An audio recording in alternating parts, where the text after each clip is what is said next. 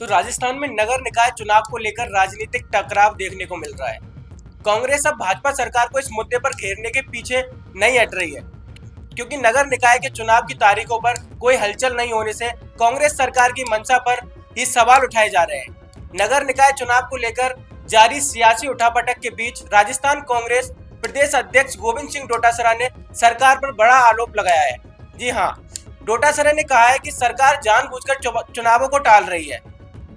उनका ये भी कहना है कि 5 साल से ज्यादा समय गुजर गया है, लेकिन सरकार अब भी चुनाव करने से बच रही है, जिससे लोकतांत्रिक व्यवस्था और भी कमजोर पड़ रही है। डोटासरा ने यह भी कहा है कि राज्य निर्वाचन आयोग को भी घेरा जाए। उन्होंने कहा है कि आयोग ने पहले भी प्रतिक्रिया रोककर चुने हुए प्रतिनिधियों की भूमिका को कम किया और सरकार शहरी व ग्रामीण निकायों को अफसरों के भरोसे चलाना चाहती है, ताकि जनप्रतिनिधियों को हस्तक्षेप कम रहे और ओबीसी आरक्षण से जुड़े कमिश्नर को पर्याप्त संसाधन ना मिलना।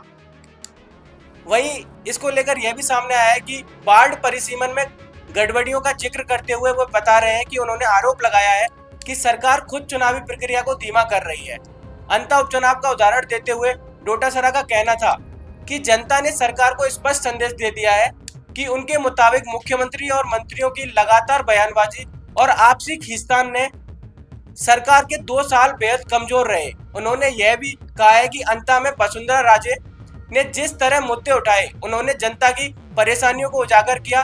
मुख्य सचिव के मसले पर डोटासरा ने दावा किया है कि पिछले मुख्य सचिव को मंत्रियों के ताबीज की तरह इस्तेमाल किया गया और नया जो मुख्य सचिव है उनके कामकाज पर अब सबकी नजर रहेगी।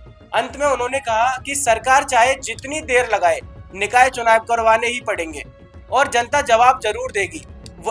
वहीं अब डोटासरा के इस बयान के बाद राजस्थान बीजेपी प्रदेश अध्यक्ष मदन राठौड़ ने भी जवाब दे दिया है और उन्होंने जवाब देते हुए कहा कि नगर निकाय और पंचायत चुनावों पर राजस्थान हाई कोर्ट के फैसले का पूर्ण पालन किया जाएगा। सरकार हमेशा समय पर चुनाव करवाने के पक्ष में रही है और उन्होंने यह भी कहा कि कांग्रेस प्रदेश अध्यक्ष इस मुद्दे को हवा देने की कोशिश में लगे हैं, जबकि सरकार की मंशा बिल्कुल साफ है। तो दोस्तों, आप भी बताइए कमेंट करके कि क्या राय है आपकी इस मुद्दे पर, और बने रहिए द फैक्ट इंडिया के साथ। बिजनेस अच्छा हो सकता है, लेकिन अगर नाम नहीं दिखा तो पहचान कैसे बनेगी? अब टेंशन छोड़िए, द फैक्ट इंडिया आपके बिजनेस को देगा वो पहचान जो पूरे राजस्थान में हर किसी तक पहुंचे। न्यूज चैनल पर विज्ञापन, पॉडकास्ट और प्रमोशन के जरिए आप सीधे 5 लाख सब्सक्राइबर और 10 करोड़ से ज्यादा व्यूज तक अपनी पहुंच बना सकते हैं। तो देर किस बात की, आज ही द फैक्ट इंडिया से जुड़िए और अपने